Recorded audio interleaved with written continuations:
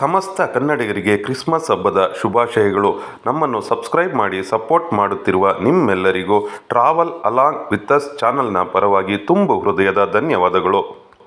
ಈ ವಾರದ ಕತೆ ಕಿಚ್ಚನ ಜೊತೆ ಇಲ್ಲದೆ ಕಿಚ್ಚ ಸುದೀಪ್ ಅವರ ಅನುಪಸ್ಥಿತಿ ನಿಜಕ್ಕೂ ಕಾಡುತ್ತಿದೆ ಅಂತಲೇ ಹೇಳಬಹುದು.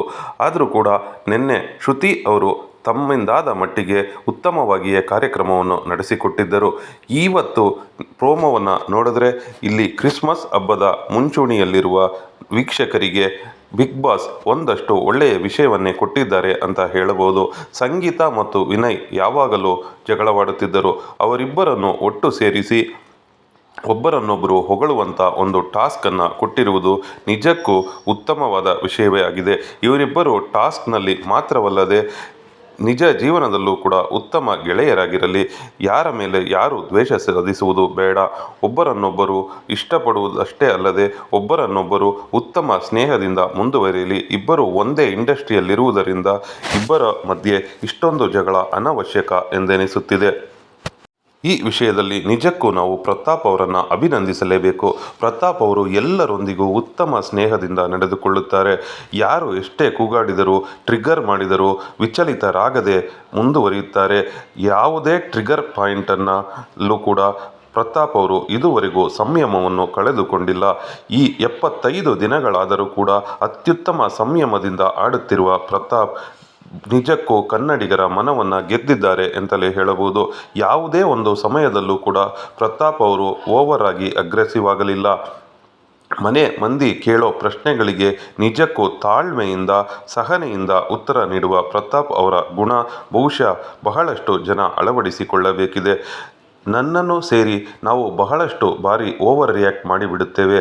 ಹಾಗೆ ನಮ್ಮ ತನವನ್ನು ಸಿಟ್ಟಿನ ಕೈಯಲ್ಲಿ ಕೊಟ್ಟು ಒಂದೊಮ್ಮೆ ಮತ್ತೆ ನಾವೇ ತಿರುಗಿ ನೋಡಿದಾಗ ನಿಜಕ್ಕೂ ಯೋಚಿಸುವಂಥ ಪರಿಸ್ಥಿತಿಯನ್ನು ತಂದುಕೊಳ್ಳುತ್ತೇವೆ. ಆದರೆ ಪ್ರತಾಪ್ ಅವರು ನಿಜಕ್ಕೂ ಇಡೀ 75 ದಿನಗಳನ್ನು ತಮ್ಮ ಅತ್ಯುತ್ತಮ ಸಂಯಮದಿಂದ ಆಡಿ ಸೊಗಸಾಗಿ ಆಡುತ್ತಿದ್ದಾರೆ.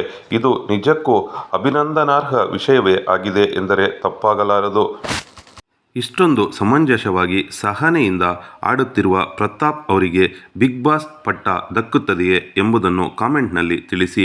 ನಿಮ್ಮ ಅಭಿಪ್ರಾಯಕ್ಕೆ ನಾವು ಚಿರಋಣಿ. ನಿಜಕ್ಕೂ ಪ್ರತಾಪ್ ಅವರು ಬಿಗ್ ಬಾಸ್ ಗೆಲ್ಲಲಿ ಎಂಬುದು ನಮ್ಮ ಚಾನಲ್ನ ಹಾರೈಕೆ ಕೂಡ. ಆದರೆ ಕಿಚ್ಚ ಸುದೀಪ್ ಅವರು ಇಲ್ಲದಿರುವುದು ನಿಜಕ್ಕೂ ಬಹಳಷ್ಟು ಜನರಿಗೆ ನಿರಾಸೆಯಾಗಿದೆ ಅಂತಲೇ ಹೇಳಬಹುದು.